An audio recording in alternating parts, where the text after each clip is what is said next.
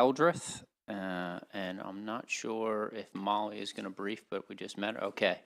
So Kristen, the floor is yours. Thank you so much for being here. Thank you so much, Vice Chair Crowell, Senior Legislative Director for Natural Resources and Infrastructure. Thank you for the opportunity to join you all this morning to go over the energy provisions in both the Infrastructure Investment and Jobs Act and the Inflation Reduction Act. And hopefully this guides some background information for you all in advance of your next couple of briefings today. So before I dive in, I just wanted to remind all members in the room that NCSL is your organization serving legislators and legislative staff for more than 40 years.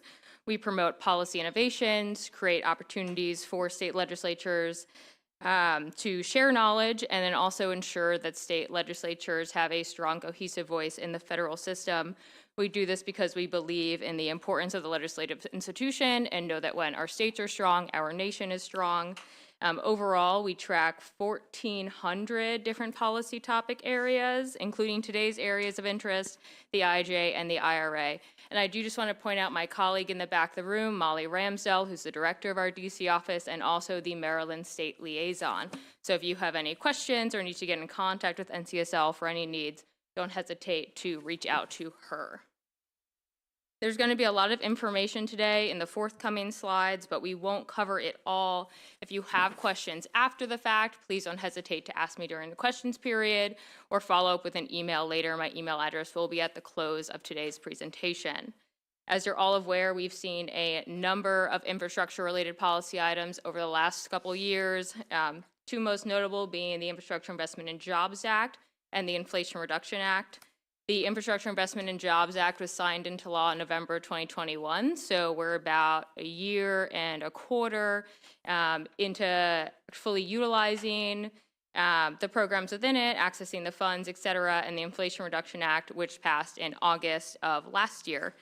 There's a couple differences between the two, which we're going to outline, but for the time being, the top that I want to keep you with is the IIJA is going to provide your state and community funds over a period of 5 to 10 years, and the Inflation Reduction Act is intended to support longer-term policy initiatives, but much of that funding and the program priorities within the Inflation Reduction Act are really complementary to a lot of the programs that we see within the Infrastructure Investment and Jobs Act.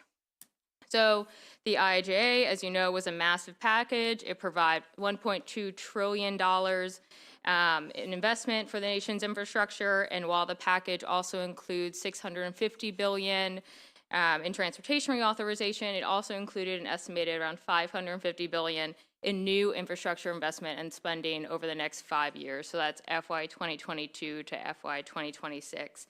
It's really expansive in its reach, as this graphic shows. It covers areas from transportation funding to energy funding, funding for broadband, funding for water, natural disaster prevention and mitigation, and more. So just to break that down a little bit further, I found this chart a few days ago. It's from McKinsey, which is a law firm, but it does show us here that we see $470 billion from 240 funding streams, and that's new program spending that's directed to state and/or local governments through competitive and formula grants, and then $180 billion across 110 different funding streams in competitive grants that state and local governments can access. Again, here's a chart from the federal funds information for states outlining where we see some of that new and existing funding. New funding is in the orange and existing funding is in the blue. I just wanted to highlight this because if it's an existing funding going through an existing program, states are receiving that funding a lot quicker. Many states have already received funding for a variety of those existing programs versus the new programs that we see, which are taking some time for the federal government to set up, but also for the states to apply for and to access them. So what does this mean for Maryland? According to the federal funds information for the states, Maryland is estimated to receive a total of $7.7 billion from FY 2022 to FY 2026, with the majority of those funds going towards transportation funding. And I say eligible for $7.7 billion because that is not funding that is going to be directly given to the state. The state might have to apply for some of it, if not most of it. Additionally, to note, over 75% of the funding that Maryland is eligible to receive will also need to be matched by non-federal resources, and that matching component varies by program and by policy area. So if you have any questions on any specific matching components, we're happy to get that info to you. In November of last year, the White House rolled out a series of updated fact sheets that indicated that the administration had announced a total of $2.6 billion in IIJA funding for Maryland to date. That is an announcement, not a disbursement of funding, so just a caveat there. But they've also identified 35 specific projects for which that funding can be utilized. The number's now increased. Unfortunately, we don't have a specific updated number given the wide breadth of programs covered by the IIJA and that they're across multiple agencies across the federal government and also within your states. So with that, we'll move into why we're here today to update you all on some of those energy provisions. The IIJA, like I mentioned, authorized billions of dollars in funding opportunities across a wide variety of areas, including our energy-related infrastructure. Over the next 5 years, the funding provided is anticipated to stand up 60 new DOE programs, Department of Energy programs. That includes 16 demonstration and 32 deployment programs, and also expands funding for 12 existing research, development, demonstration, and deployment programs. So pretty substantial there. Funding opportunities authorized under IIJA include grid modernization, new electric transmission, energy system, resiliency and reliability upgrades, electric vehicle charging infrastructure, which we'll get to a bit later, improvement of the energy efficiency of buildings, smart manufacturing, and then a few others such as carbon capture utilization and storage, renewable energy technology initiatives, and more.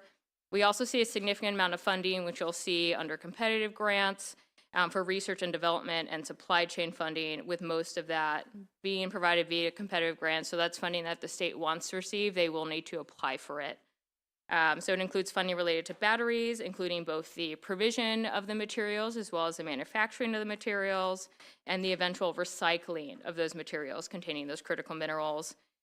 Research into carbon capture and storage saw around $2.5 billion for its new carbon capture demonstration projects program, for which states and other eligible entities may apply for to develop demonstration projects that show carbon capture, transport, and storage that can be readily replicated and deployed at fossil energy power plants and other major industrial facilities and or sources of CO2. So that includes cement facilities, pulp and paper facilities, iron and or steel facilities, and then other types of chemical production facilities. Also included that I want to note here is funding to support nuclear. That includes the preservation and operation of nuclear plants, which face the prospect of early closure. With this funding, none of those nuclear plants that were facing a prospect of early closure are now currently in that situation. Funding was also included to demonstrate new advanced reactors and explore the ability of nuclear energy to produce hydrogen for other energy applications. To quickly highlight, the IIJA includes billions of dollars to head up a new program that's going to be on your left. The Preventing Outages and Enhancing the Resilience of the Electric Grid Formula Grant Program. Of the $2.3 billion available nationally over the 5 years, Maryland is going to be eligible to receive roughly $22 million of that. It's aimed to improve the resilience of electric grid against disruptive weather events. Those activities could include utility pole upkeep and removal of trees and or other vegetation that affects the grid performance, undergrounding of that electrical equipment, relocating or reconductoring power lines, and improvements to make the grid more resilient to extreme weather events. There's also $3.5 billion for the Weatherization Assistance Program, which you'll see on your right, of which the state is going to receive roughly $45 million over that period of 5 years. The program itself provides low-income residents financial assistance to help reduce their energy bills by making their homes more energy efficient. And I just wanted to highlight this program in particular because, as I mentioned, Maryland is anticipated to receive $46 million over those 5 years. Since 2015, so we're going back almost 20 years now, Maryland has only received $24.6 million. So it's a substantial increase for the state in a short amount of time. Next, the bill does provide a one-time $500 million allotment that's national for DOE's, Department of Energy's existing state energy program, and I have a rundown of what that funding process looks like on the slide on your screen. It provides funding and technical assistance for states to enhance energy security, advance state-led energy initiatives, and really maximize those benefits of decreasing energy waste. The state energy program is really unique in that it emphasizes the state's role as a decision maker and administrator for program activities within the state, and really allows the state to tailor the program and its expenditures to their unique resources, delivery capacity, and the state's energy goals. The funds are really used on state discretion, and it can include projects such as energy resiliency, facility retrofits, energy plan development, energy emergency planning, and more. Maryland is anticipated to receive around $7 million from FY22 to FY 2026 for the state energy program, about equal to what the states received since 2015. So since 2015, the states received about $7.3 million for that program. The state in the past have used that state energy program funding for its residential clean energy rebate program, providing incentives for combined heat and power, and then also providing a energy storage tax credit. So just a couple examples of what the state's done in the past and what they may choose to do in the future. This slide will show all the funding that, not all the funding, but a number of the formula funds that Maryland will receive in the energy sector across those 5 years. One program I don't have listed is the program upgrading our electric grid and ensuring reliability and resiliency. That's funded at $5 billion over those 5 years. It is a new competitive program that I want to highlight. It provides federal financial assistance for states, tribes, and local governments to demonstrate innovative approaches to transmission, storage, and distribution infrastructure to harden resilience and reliability. That's one area that's a competitive program that states should be looking out for applying for. And while I've highlighted on the previous slide some of the formula funding that Maryland could receive, I mentioned earlier there's a number of new programs that DOE is heading up. Most of those new programs are competitive. IJ makes substantial grant funding available to your state's utilities to support system resiliency and reliability, promote those innovative energy technologies, and help the state meet its energy and longer climate goals. That federal grant money, if the utility chooses to apply for, might be able to replace customer funding for the same investments, but funding is limited and it's really anticipated to be highly sought after. I know last session the state passed the Climate Solutions Now Act, which called upon your Public Service Commission to be engaged in electric utility efforts and them accessing this IIJA funding, requiring them to report their IIJA funding allocations, their purposes, and any conditions that they might have.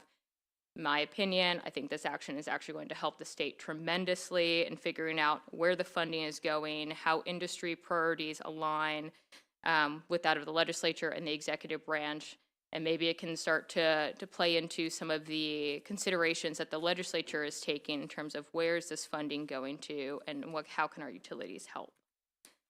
I also want to mention, I know we were talking about energy funding, and we're going to jump a little bit to transportation, the funding for electric vehicles, buses, and ferries. There's a substantial amount of funding within the IIJA for vehicle electrification and vehicle electric infrastructure, as well as for the transition from traditional gasoline or diesel-powered vehicles to those which are electric or low-emitting and/or using alternative fuels. I'm highlighting this in this energy presentation because we've often heard that electrification of the transportation sector will lead to an increase in electrical demand on the grid.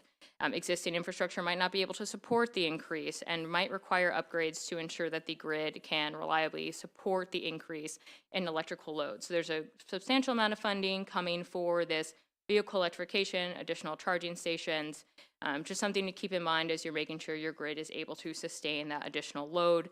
The electric vehicle charging program And then I have listed up here and its associated discretionary program for charging and fueling infrastructure. In total, provide around $7.5 billion to states to procure and install those electric vehicle chargers with a goal of building that national interconnected network of those chargers. The formula program itself is going to target electric vehicle charging along corridors at interstates, while the discretionary grant program will focus more on within communities and focus a little bit more on that fueling side of things, so that alternative fuels, hydrogen, propane, and natural gas, et cetera. The Department of Transportation, U.S. Department of Transportation, and the U.S. Department of Energy did issue a joint guidance document on what is the private sector role in this, what's the state match component, where the public chargers can be built, do they need to be fast chargers or not fast chargers? The answer is yes, they need to be fast chargers. And any other potential role in which the federal government can play in terms of technical assistance, et cetera. Just an example of how your Department of Transportation should be or could be considering working with your energy division on this. As of September of this past year, the U.S. Department of Transportation did approve all 50 state electric vehicle infrastructure deployment plans.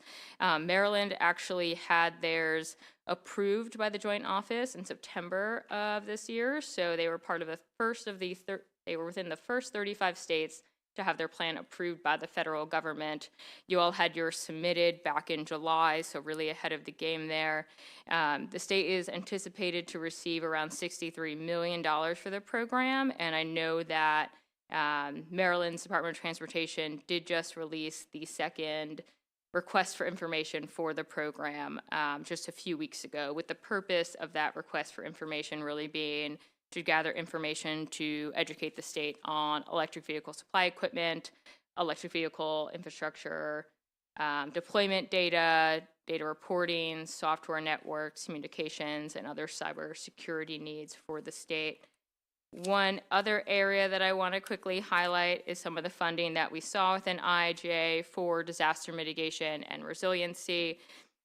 The one program I am going to note here is the Federal Emergency Management Agency's Building Resilient Infrastructure and Communities program. It replaced FEMA's pre-disaster mitigation program. It was funded at $1 billion over the 5 years from the IIJA and provides funding to states and local governments to strengthen the resilience of critical infrastructure, and that can range from transportation, energy, water, communications, supporting all of the above as the state really undertakes hazard mitigation projects.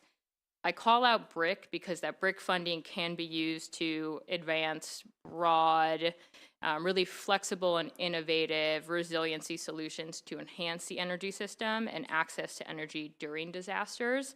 The program can fund a variety of energy projects, and that's including retrofits for community resilience hubs, relocation of assets or elevation of equipment, stormwater pumps, more specifically related to electricity, the undergrounding of lines and low shed hardening, and for natural gas, remote operated valves and vent line protectors. So the uses are really broad in what the state can potentially utilize that BRIC funding for in the energy sphere. So where is the federal government now? Well, like I mentioned, those programs with those existing programs that received funding are in kind of like this award phase, step 3. So the federal government is rolling out funding. States are in the process of beginning some of those projects that they've decided on. But for some of those competitive grant programs, we're still in the review phase. So review and/or application phase. Most of our energy programs that we're seeing don't have deadlines and don't have application deadlines until late February or early March. So we're still in this in between step 2 and step 3 right now with the federal government. But I do want to note that nationally, DOE has released grant applications and began dispersing the funding for residential energy retrofitting and weatherization assistance. The Health and Human Services Department rolled out low-income heating and energy assistance program. DOE launched its Regional Clean Hydrogen Hubs grant, which it's my understanding that several Maryland counties, utilities, and universities are part of a larger bid as one of the regional clean hydrogen hubs. It's led by DMV's Mid-Atlantic Coalition. There are a number of those hubs and coalitions that are going to be applying for the funding. There's $7 billion. I think DOE anticipates that around 10 hydrogen hubs are actually going to receive that funding. So that's just exciting news that this coalition was able to form together. Coming to kind of the close of our presentation, we talked about where the federal government stands right now with IIJA. We talked about the funding within IIJA, but I also mentioned at the start, we have the Inflation Reduction Act, and where does that sort of fit into this infrastructure space? The Inflation Reduction Act is really billed as the single largest investment in climate action in U.S. history. It includes tax credits, incentives, and other provisions to address the changing climate and to bolster U.S. energy security. It includes workforce provisions and some changes to permitting processes through the provision of additional funds to both the Department of Energy and the Federal Energy Regulatory Commission, as well as the Department of Interior. There's around $68 billion in grant funding across federal departments that administer the programs within the IRA, and nearly $40 billion of that is for new grant programs. While most of the appropriations for IRA were made in FY 2022, the programs are going to remain operational, I should say, for several years. And we won't cover this today, but if anyone in the room is interested, it also includes a number of health provisions, so revenue increases, cost savings, and more. If you are interested in learning more about those, I can get you connected with my colleague who handles that. To start, the IRA in itself provides around $370 billion aimed at clean energy production, electric vehicles, and other greenhouse gas reduction measures, which is the largest component of the bill. But to quickly note, it's not $370 billion in new federal spending. It is tax incentives, loan authorizations, et cetera.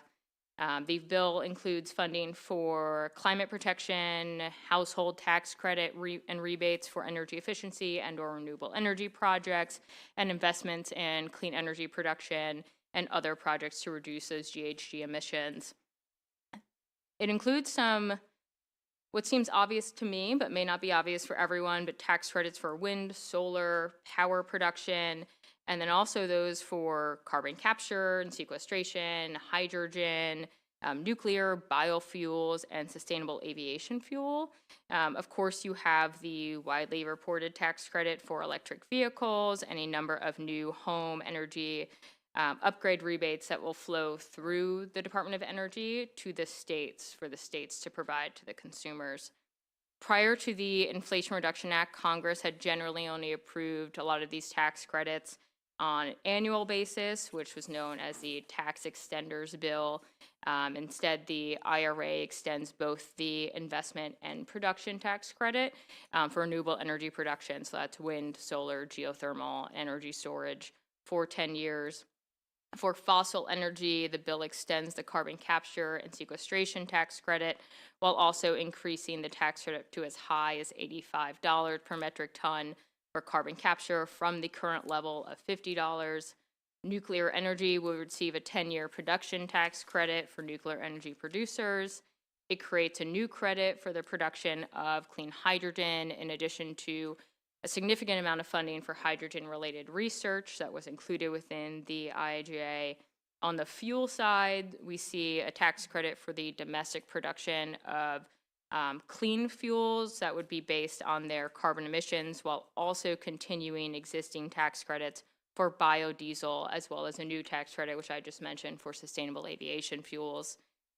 For consumer-facing credits, we see the electric vehicle tax credit, which I know many in this room have heard about. It's been all over the news. I'm sure many of your constituents are looking to access that. But there is the new tax credit for the purchase of electric vehicles. It's $7,500 for a new vehicle and $4,000, I believe, for a used vehicle, and that begins this year and will extend through 2032. Unlike the previous EV tax credit system that we saw, there is no cap. It eliminates that 200,000 cap on manufacturers, and there is not really consideration on the income of the buyer, but rather the cost of the vehicle and the vehicle's components. It's designed to help promote the domestic production of the vehicles and their associated batteries. On the battery component, the critical minerals component of that EV battery must be 40% by the end of 2023, and then it has to meet 80% by the end of 2026. It also must be 50% of it must be assembled within North America by the end of 2023, and then reach 100% assembly in North America by the end of 2028. Should the vehicle and the buyer both comply with all the requirements that are listed within the IRA, then they're allowed to receive various discounts at the point of sale. On the home energy front, which we have in the last box on this slide, the IRA provides significant incentives for low and moderate income households to electrify their homes, as well as replace fossil fuel furnaces, boilers, water heaters, and stoves with high efficiency electric devices. For both programs, I'll talk about in a second. Maryland's anticipated to receive $137 million. As I mentioned, that'll flow through the Federal Department of Energy to the state to then disperse. The first program I want to talk about is the High Efficiency Electric Home Rebate Program. It would provide around $4.3 billion for FY 2022 for grants to states to implement a high efficiency electric home rebate program, and then provide an additional $200+ million for tribes to implement a very similar program. State energy programs would provide rebates for qualified electrification projects, as I just mentioned. The second program I have mentioned, which is referred to as the HOMES program, but its full title is the Home Energy Performance-Based Whole House Rebates Program, another $4.3 billion bucket. State energy offices are going to be required to submit a plan to implement the program, which will include any procedures the state develops to calculate energy usage and cost savings. The state can use up to 20% of those grant funds for planning, administration, or technical assistance, which is going to be really important as we start to see the state have to head up a lot of these programs and take on a lot of the grant funding that we're seeing. Rebates are available for homeowners and aggregators for energy savings retrofits on single-family homes and multifamily buildings. And I will note that while the IRA does prohibit combining the homes rebates with any other federal grant or rebate, including the $4.3 billion one right above it that I just mentioned, the IRA does not prohibit combining the HOMES program with other federal tax credits, such as the Energy Efficiency and Home Improvement Credit, as well as any state or utility rebate programs, which could potentially allow for incentive stacking to draw more households to pursue these home performance upgrades. So if the state has a tax rebate or credit, that can be stacked with the federal one.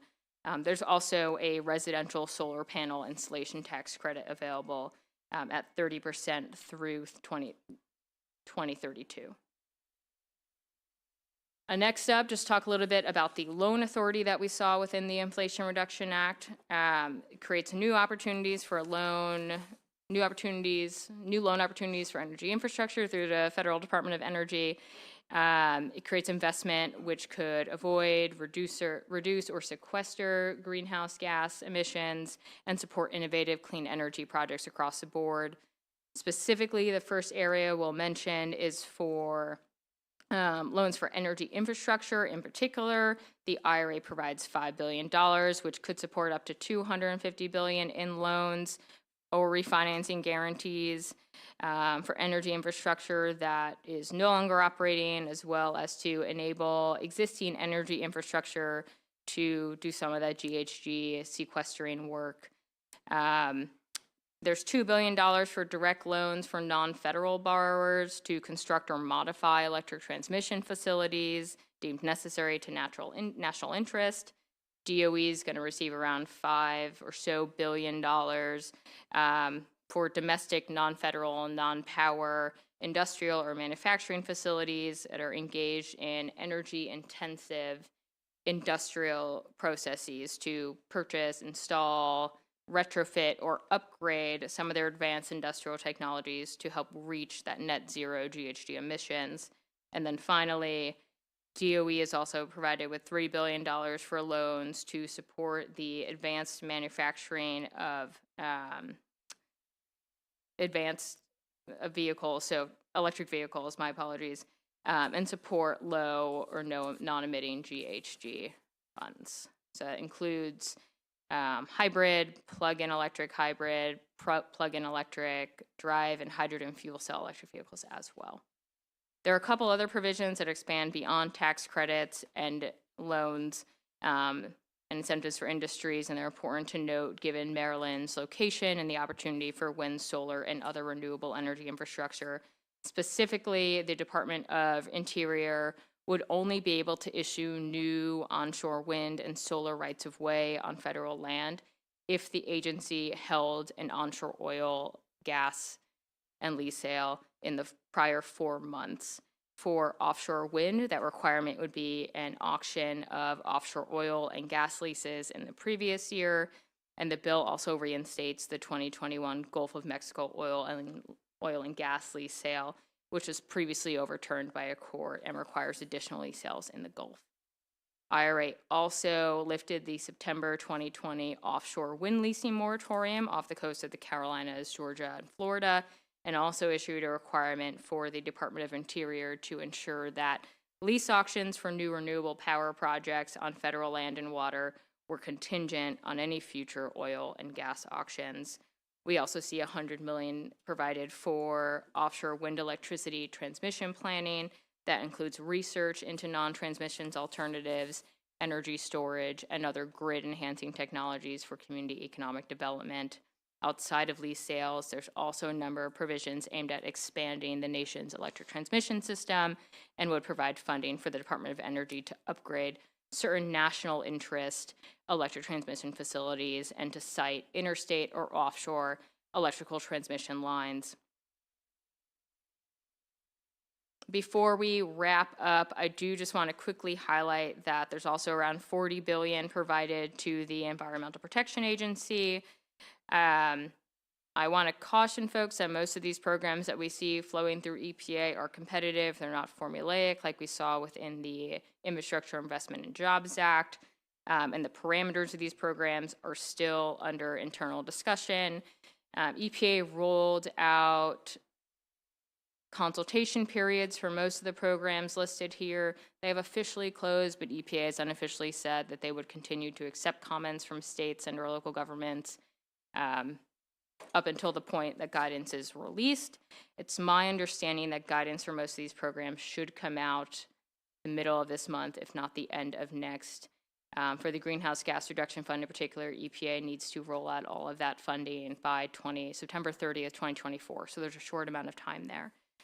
So for that Greenhouse Gas Reduction Fund, it allows EPA to invest in clean energy technologies via green banking and offering federal funding incentives for such projects.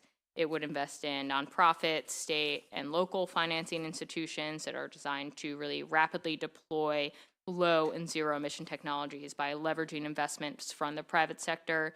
States are eligible to apply for that $7 billion bucket to set up their own financing structures if they don't already have one. Although they are also eligible for the remaining $20 billion, they will have to apply for that.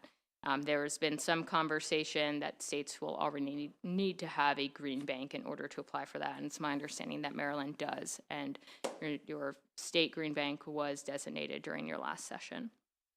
I'll also note that there's $5 billion for state planning and implementation of various greenhouse gas production programs overall. There's $3 billion to establish awards and rebates for the purchase and implementation of zero emission equipment and technology at ports. States are eligible to receive that funding as well. It will be a competitive program to which they will apply for. There's $1 billion to establish a new heavy duties vehicle grant program to award grants and rebates to states, local governments, nonprofits, and other eligible entities to replace certain heavy duty buses with buses and or other vehicles with zero emission vehicles. And then finally, we see around $1.5 billion investment for the industry with incentives to reduce their methane production and to better monitor methane emissions and to help address legacy pollution from the oil and gas sectors. You'll see a lot of the programs I talked about within the IRA, there were whiffs of them within the Inflation Reduction Act, such as those tax credits that we saw and the additional loan guarantees and extension of industrial tax credits for a lot of the energy use.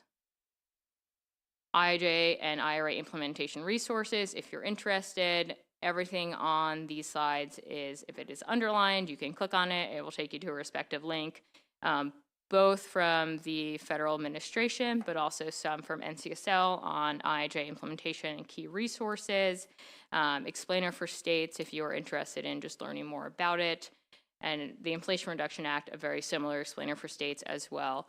And with that, I will open up for questions.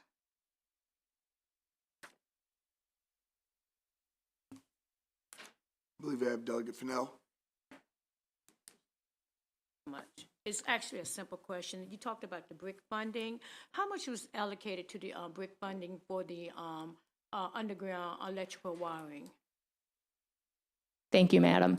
So for the BRIC funding, there's no specific allocations, I would say, for the undergrounding. A state would apply and they would just choose to use their funding for such projects.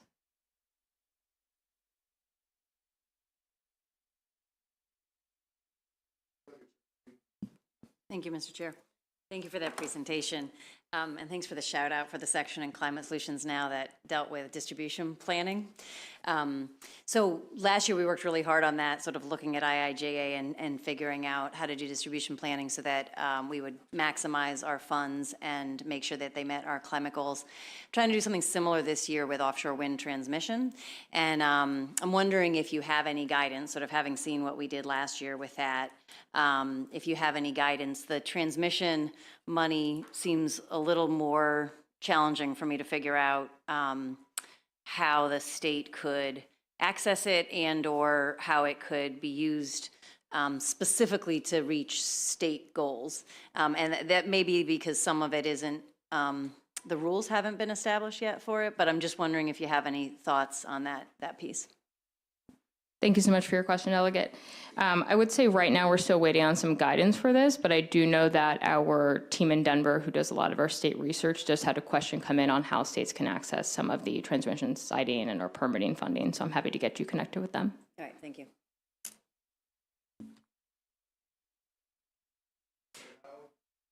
Thank you, Mr. Chair. Very quickly, when you're talking about the vehicles, does that include e-bikes? And the reason I'm asking because that's important for our urban communities. So that there's no limitation on vehicles, so e-bikes. Thank you, Delegate. It's my understanding there's just a vehicle, so bicycles would not be included within that. Okay. It's my understanding that Department of Transportation is interpreting it to mean an SUV, a sedan, those types of trucks, et cetera. That's interesting and unfortunate. Also, too, the funding that you talked about that the federal government is moving forward to shore up our nuclear facilities, did that exist before this legislation? So within the Infrastructure Investment and Jobs Act, there was the $6 billion to keep open nuclear plants that were on the verge of closure. That's new funding. Mm-hmm. The nuclear production tax credit was an extension. Okay, I was just trying to get a sense and direction of how the federal government feels about nuclear. Thank you very much.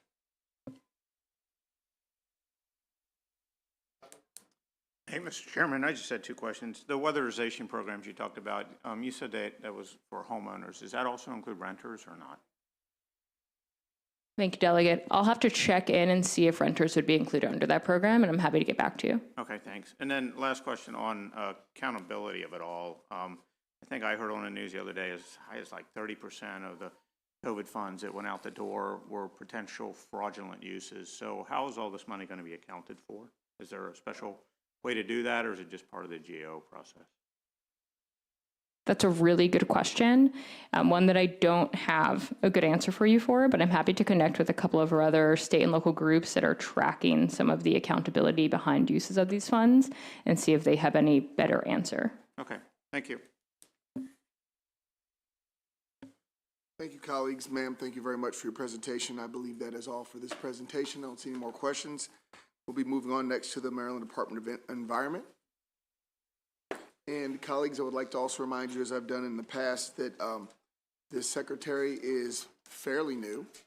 As such, please keep your questions. Obviously, respectful is never the problem, but please give her some time to get in her role before we pound her, too hard. Just let her figure out what you need to do, because I know how rough you can be, Delegate Charkouti, and I'm looking at you.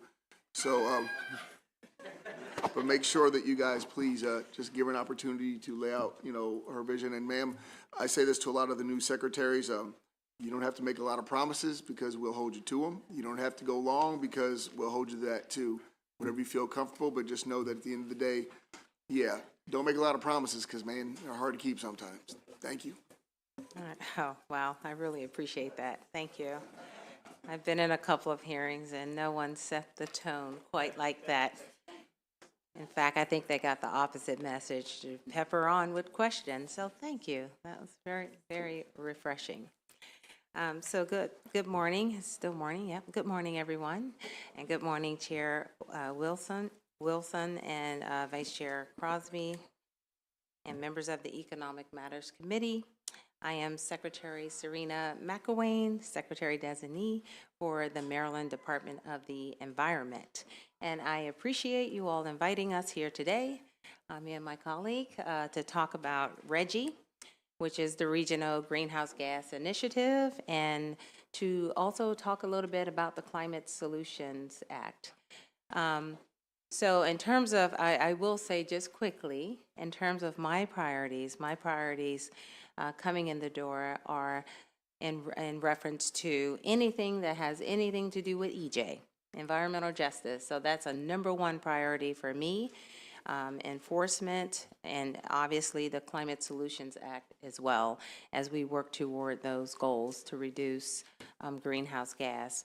The RGGI program, I won't get into details myself because I have my colleague Chris Hoagland here, who's the Director of Air and Radiation. He's going to go through the presentation with you, but I will tell you that the RGGI program has been around for a long time, 15 years. It's been successful.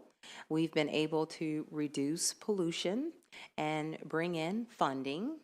I think last year alone, we brought in about $150 million, and we were able to use that money for good use and some of the low-income communities, which you'll get into. I won't get into that too much, but there's also the partnership with other states, and that's what makes this program strong.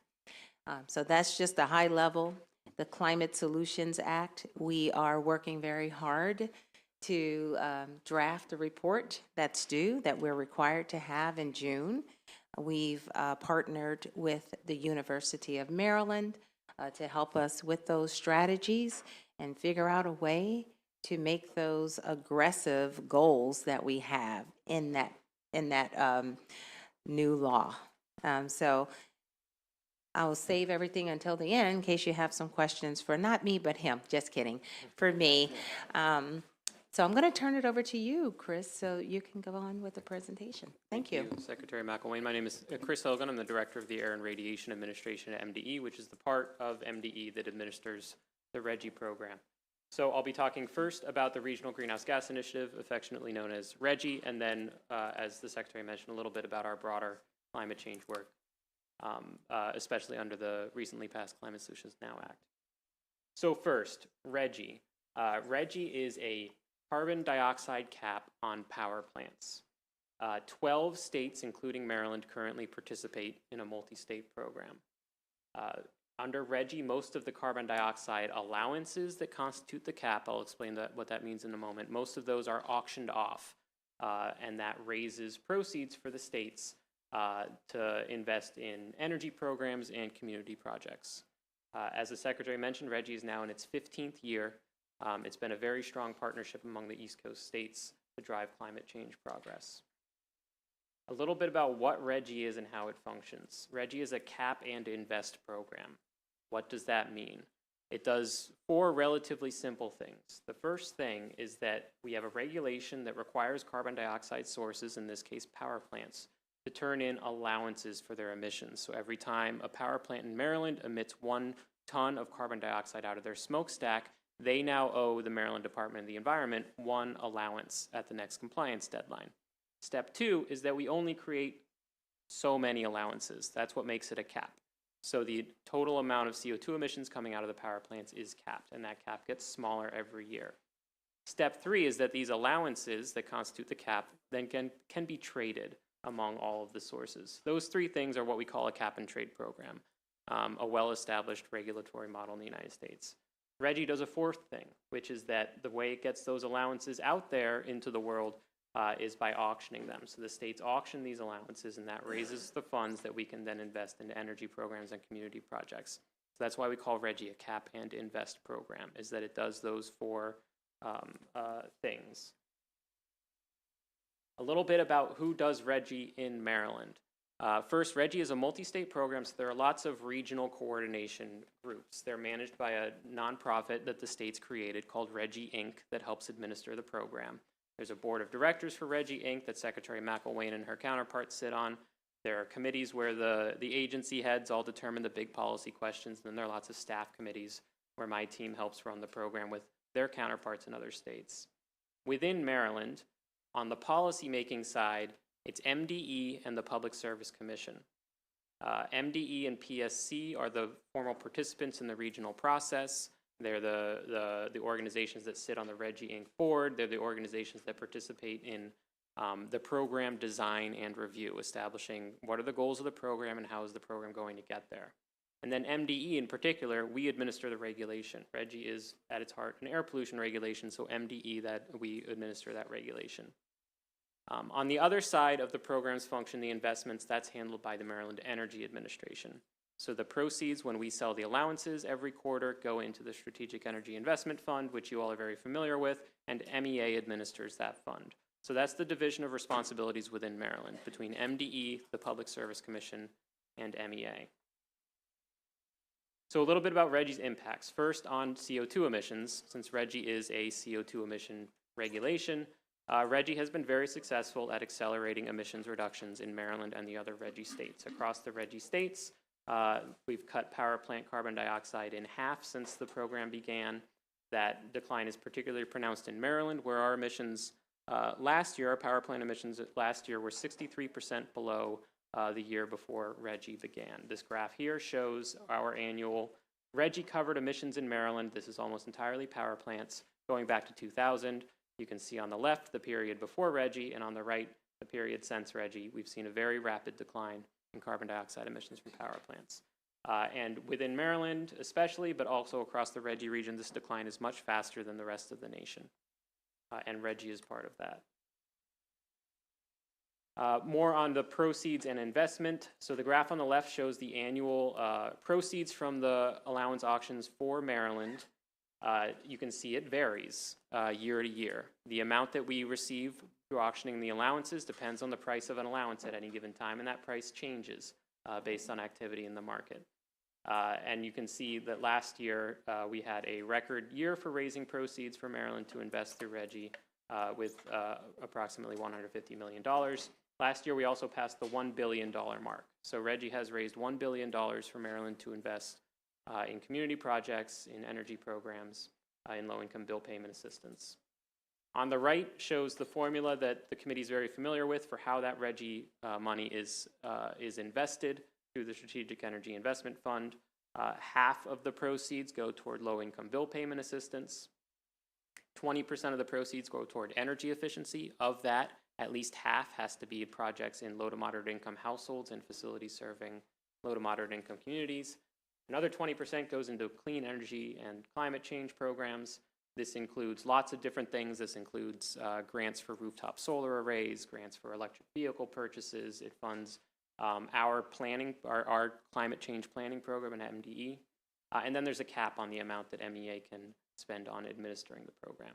So MEA invests the RGGI proceeds, not MDE, and it follows that formula that I just described. The program has been very beneficial to the region in a large number of ways. If you're interested in learning more, the states put together an annual report every year. We call it the proceeds report, the investment report. All of the states report out on how they spent all of their RGGI proceeds in the prior year. We put it all together in a multi-state report, and we estimate the benefits of all of those programs in a lot of different ways. The slide here shows the total region-wide all-time benefits of RGGI investments from the latest report, which covered investments up through 2020, showing how many households were able to do efficiency upgrades, how many businesses were able to perform efficiency upgrades or install solar panels on their roofs, et cetera. How much carbon dioxide has been avoided just by the investments themselves, not the regulation itself, how much energy is saved, and how many dollars ratepayers throughout the region have saved on their energy bills. They're very impressive numbers. We're talking about billions of dollars of benefit over the lifetime of the program. That's what the RGGI states themselves estimate. There are also independent analyses of RGGI's benefits. I've highlighted a couple here that are compiled on a project called the RGGI Project Series, where independent analysts have found that the program produces billions of dollars in just economic benefit for the participating states. It creates tens of thousands of jobs in energy-related fields. It saves ratepayers hundreds of millions of dollars and reduces the amount that our states are spending on importing fossil fuels by billions of dollars. There are also, since this is a pollution reduction program, there are also, of course, really substantial public health benefits from reducing not just carbon dioxide, but the other air pollutants that come from fossil fuel burning power plants. And more on those studies is at the website on the screen here. So RGGI is in the midst of a program review. Every couple of years, the RGGI states all convene for what we call program review, where we consult with stakeholders and experts, and we deliberate among ourselves about what should the program look like going forward. How is it performing right now? What's working, what's not working? How should we change it? And what do we want it to accomplish in the future? This is the third program review that the RGGI states have convened. We had our first one back in 2012, our second one back in 2016, and the third one is going right now. The two primary topics that the states are evaluating in this program review is how stringent is the regional cap on carbon dioxide emissions? It gets smaller every year. How quickly should it get smaller? And how do we align the RGGI carbon cap with our state clean energy and climate goals? And the second one is what are additional approaches we can build into the program to address environmental justice and to guarantee that the benefits of the program are equitably shared in different communities throughout the region. So there's an additional round of public outreach coming through the RGGI program review process in the spring. So that's about RGGI. So the rest of the presentation is about sort of our greenhouse gas work more generally in the Climate Solutions Now Act.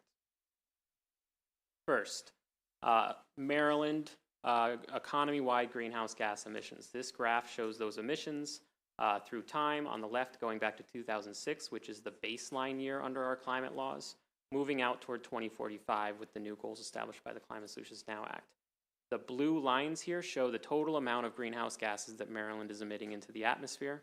The green line shows that minus how much carbon dioxide our landscapes are pulling out of the atmosphere every year, primarily forests, but also agricultural soils, wetlands, et cetera. And you can see that the blue line is going down over time. That's good news. Our prior goal was to reduce greenhouse gas emissions statewide by 25% by 2020. That was set in the prior Greenhouse Gas Reduction Acts. We overachieved that goal. We achieved more like 30% reduction instead of 25%. That's good news. The Climate Solutions Now Act last year set ambitious new goals going forward, shown on the right half of the screen here, of reducing our statewide greenhouse gas emissions by 60% by 2031 and then to net zero by 2045. And you see that we were well on track for our current goals, but we still have a lot of work to do to meet those future goals. They are quite ambitious. A little bit update on our implementation of the Climate Solutions Now Act. We owe a proposed plan to achieve those new goals in June. MDE owes that plan, and we have to finalize that plan by December. As the Secretary mentioned, we partnered with the University of Maryland to produce that plan. The Center for Global Sustainability will be doing all of the analysis of greenhouse gas emissions to help us chart a path toward those goals. We're working with our agency partners in University of Maryland right now to prepare the initial analysis, We'll be working very closely with the Maryland Commission on Climate Change, especially its working group on greenhouse gas mitigation, to develop the plan, the proposal due in June and the final plan in December. These new goals are really very ambitious. They are the most ambitious, this is the most ambitious state law in the country in terms of greenhouse gas reductions. So it's going to require really substantial policy and investment to achieve these goals. And so our plan will help us understand exactly what we need to do and how much of it. But before we even write that plan, we know that the answer is we need to do really a lot of policy and investment changes. To set that stage, this is a little bit technical, but this is showing greenhouse gas emissions, again, moving from left to right, moving from the past into the future. The two clustered bars on the left show the breakdown of our greenhouse gas emissions in our baseline year 2006 by type of gas.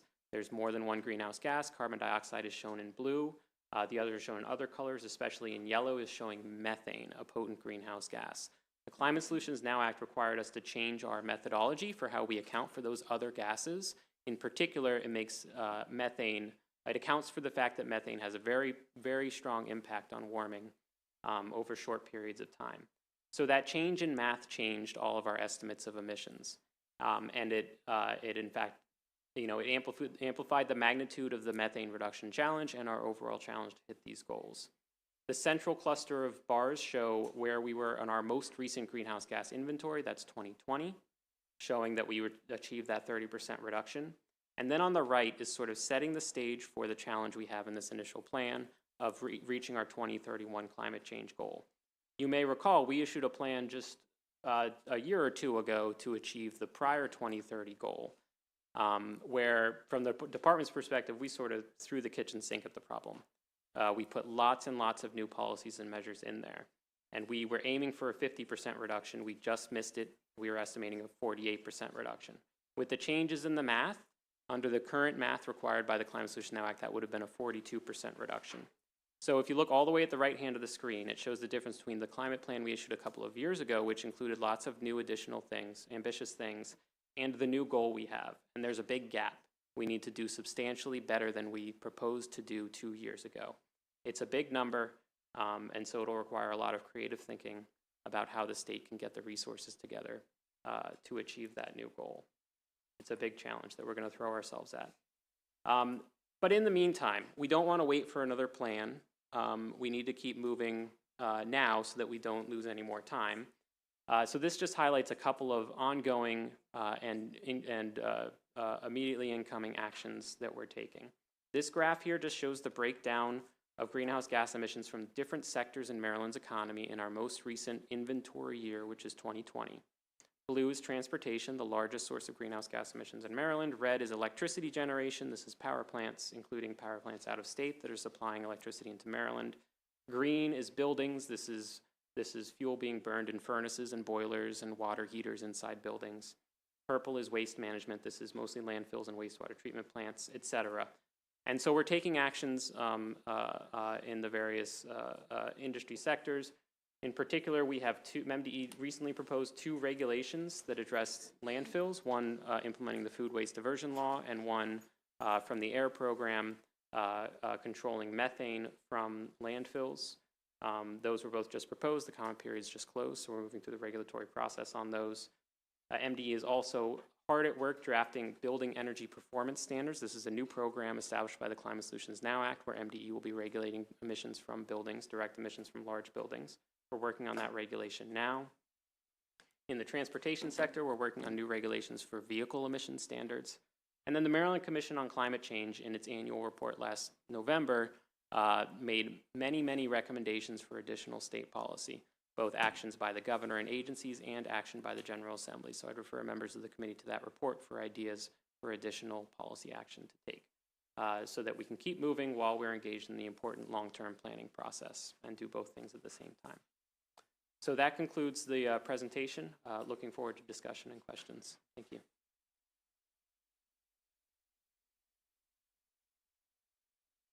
Thank you, Mr. Chairman. I appreciate the information and welcome, Madam Secretary. It's good to have you. You had that one slide, I'm only gonna bring it up because I beat this horse to death. You said that Reggie states have cut power CO2 by 63% in Maryland. How did we do that? So the cap sets a limit and it gets smaller every year. So the Reggie cap has declined really substantially every year. And it also requires the fossil fuel powered power plants to find reductions, and it changes the economics of burning a fossil fuel to generate electricity versus generating it from renewable resources. So the regulation itself pushes down emissions, and then also we have invested a lot of money in energy efficiency and renewable energy, in particular solar panels, that also helps. In Maryland, what does that mean? Did we close power plants, or did we really grow our renewables that much? Both. Both. Give me an idea. So we've substantially reduced the amount of electricity we generate from coal to the point where Maryland generates relatively little electricity from coal, while at the same time increasing the amount of electricity we get from solar and other renewable resources. Okay, previously, Maryland produced 15% of their renewable needs. Has that grown significantly? I could get you the exact numbers about the breakdown of our electricity sources. I guess my only comment would be by reducing our 63%, that means we are buying more renewables somewhere. Not necessarily Maryland isn't producing 63% more. We've not made that difference up in Maryland. We're purchasing that somewhere, right? We can, in the follow-up, I'd be happy to share how much electricity we import every year. Maryland imports electricity, but that has not increased between 2008 and 2022. So we're not increasing any more year. renewable on the PGM. We've not purchased more renewable energy off the PGM. Oh, no, we do. We do purchase more renewable energy in Maryland and in PGM. My only comment is that by Maryland doing that on the PGM, not one of those states produces more than they need. And I'm saying, what are we doing to the other states by getting more renewable energy off the PGM as opposed to producing it here and charging our ratepayers more?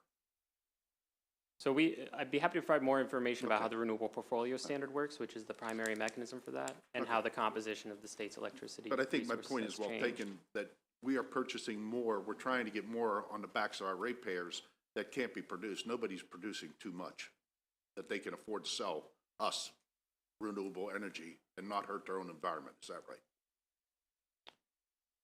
The renewable portfolio standard requires more renewable energy to be produced. Okay. Some of it specific to Maryland, some of it can be produced elsewhere. All right, thank you, Mr. Chair.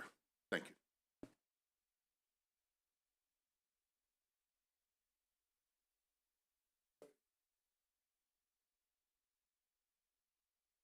Thank you, Mr. Chairman, and thank you for the presentation, and Madam Secretary, welcome. I do have a question in regards to the food waste diversion. I'm pretty familiar with organics recycling. There's a facility in Jessup, the DevCo, that went out. I'm just curious, MDE's proposals to move forward with looking at a regional aspect. I know one of the problems is that counties can't afford to support such activities, and I didn't know what initiatives that MDE has now pursued. As you know, landfills keep filling up, and we're looking to build more, and we want to reduce less, and that goes with the climate action goals that we have.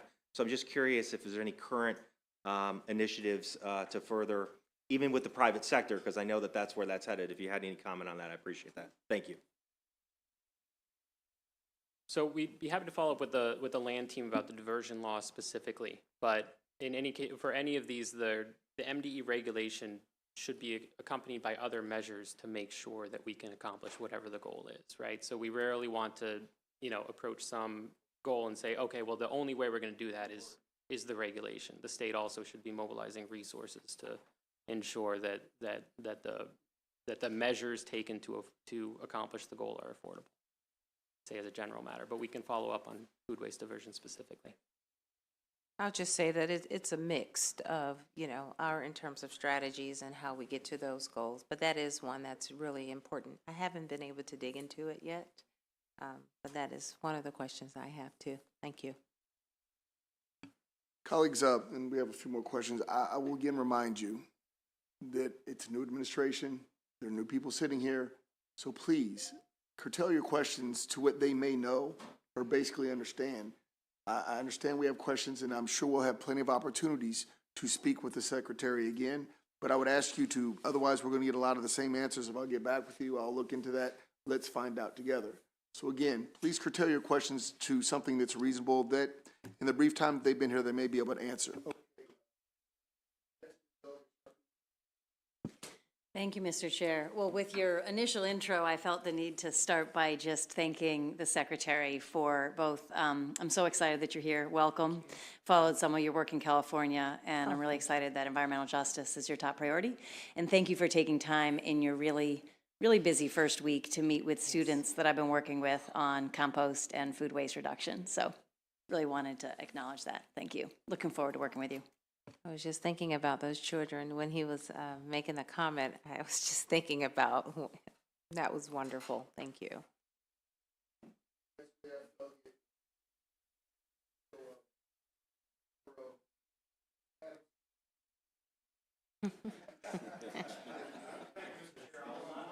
You this morning. All right, so Chris, thank you for your presentation. Madam Secretary, happy to have you here today. Thank you. So the question I have is, at the end, we were talking about building standards. So in the Climate Solutions Now Act, a very small but a very important part of that bill had to do with changing the building code. And then you mentioned draft regulations. And so are we in the public comment portion of that? Or how far along in the regulation writing are we? So I can... Sure. So the MDE component isn't the codes. That's the codes administration is looking at the codes. The MDE component is the building energy performance standards, and we are not yet at public comment for that yet. We've been doing some pre-proposal stakeholder engagement. So we had a series of meetings with building owners and renters, and we are still working on the proposal that we will then propose for public comment. So the only comment I'll make in reflection on this is that the big issue we had on the Eastern Shore, Maryland, is that part of the building code, the way it was being read, is that there was the floodplain. So you have to build above a certain floodplain. And if you drew that overlay map over the Eastern Shore, potentially you would eliminate a massive portion of potential future development because of how that floodplain rose to a certain level, and therefore not much land on the Eastern Shore actually comes above that. If that's your department that's dealing with that and drawing regulations, I'd be intently interested in what that regulation looks like, because it really was heavy-handed in my opinion. We'd be happy to connect you. That would be the Building Codes Administration. But we'd be happy But to you are working help with that them or connection. no? Or in other words, is there a coordination? Yeah, there is coordination. Yeah, that's right. That's very important to me. Yeah.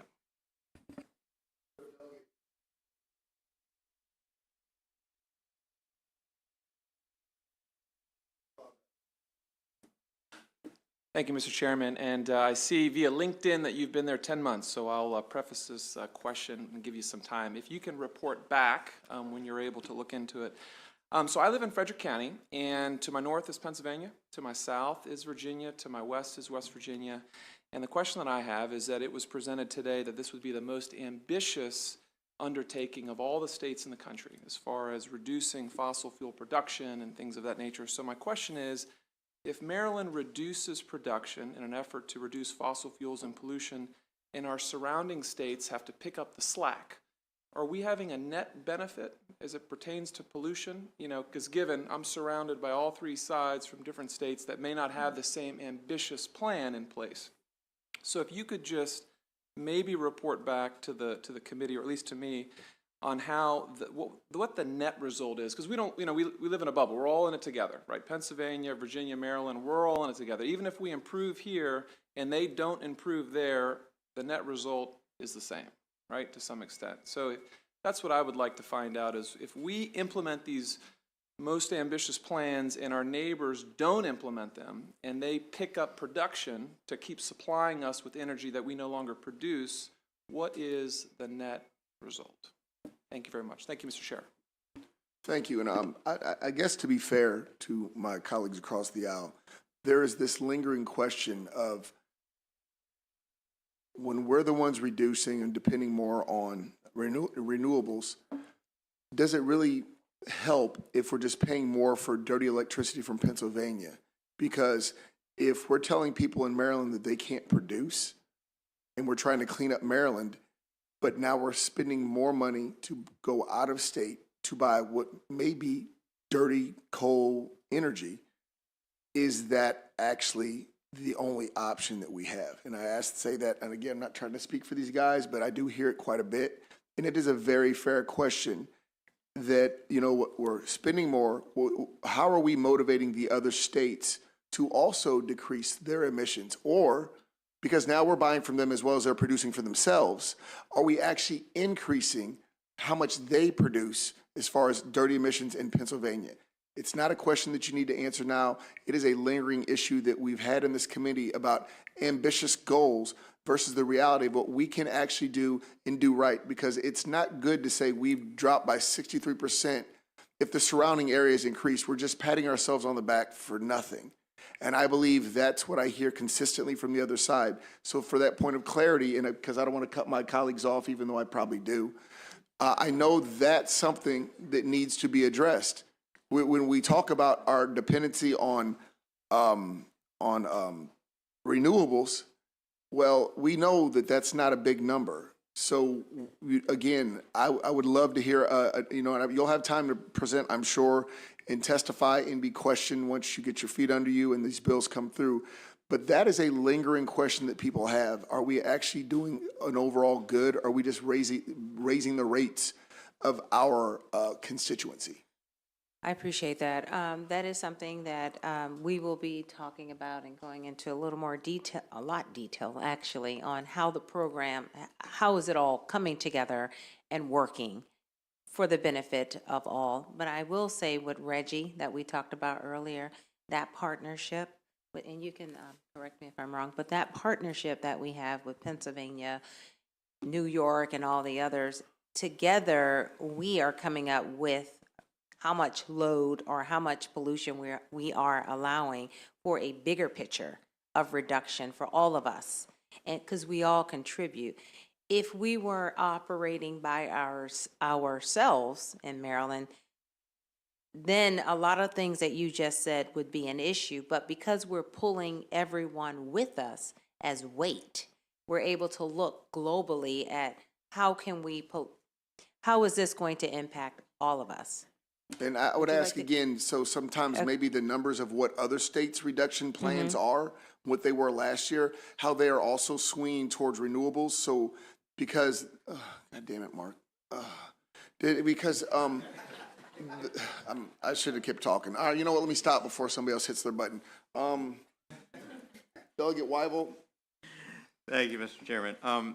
Just on table 7, where you talked about the all-time benefits of Reggie, is that data for all the states participating? That's right, that's the entire region. Okay, thank you.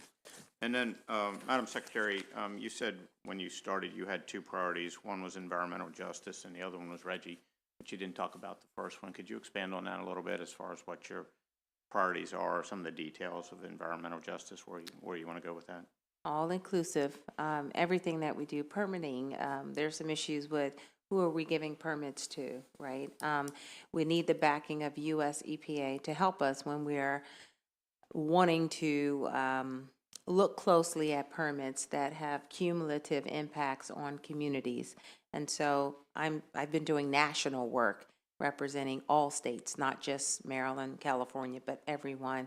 And how do we look at those things differently and make different decisions on permits for certain things? So that's one area. That's an important area. And climate, what we're talking about, the Climate Solutions Act, and all of those goals as well. EJ, environmental justice, disadvantaged communities, low income, all that matters. So we're looking at everything that we do from an equity lens. As small as EVs, buying an electric vehicle. Some communities can't afford them. And so I've heard before, oh, we need to put charging stations in low-income communities. Well, I'm thinking, well, they have to be able to buy the car. There's no point in putting, so we have to look at the whole strategy. So everything will be looked at from an equity lens. Okay, thank you. And Madam Secretary, I will say this in this committee, when you use the words environmental justice, there will be follow-up questions. That's good. Every time, because again, that is another word that people use and throw around very lightly with very little intent, which is why I appreciate your expounding on it. But just know, even when I see it in bills, we try our best to scratch that out and put exactly what the intent is.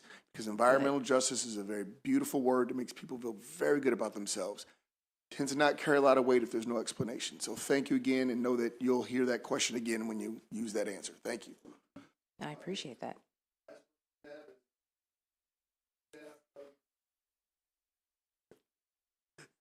Thank you, Mr. Chairman. Thank you for being here. And I do appreciate the presentation to tell us where we are after the bills that have passed after the past few years.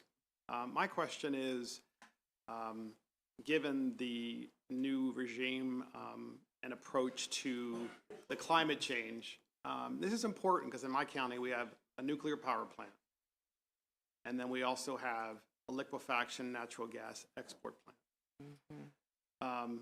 Is there any intent of the department to try to do anything to change either one of those very important facilities?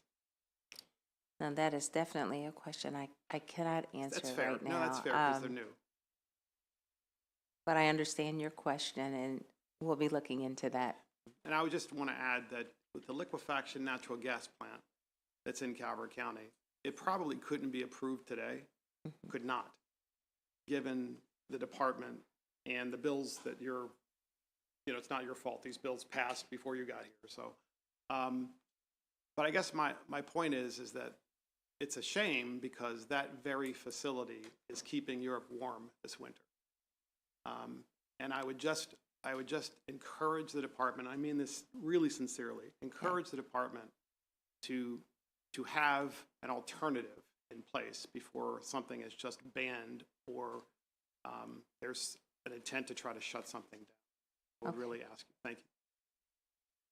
Thank you for that.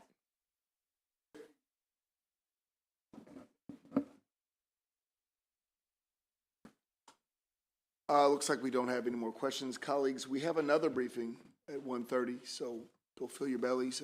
Please be back here at 1:30 so we can get started. Thank you very much. Meeting adjourned.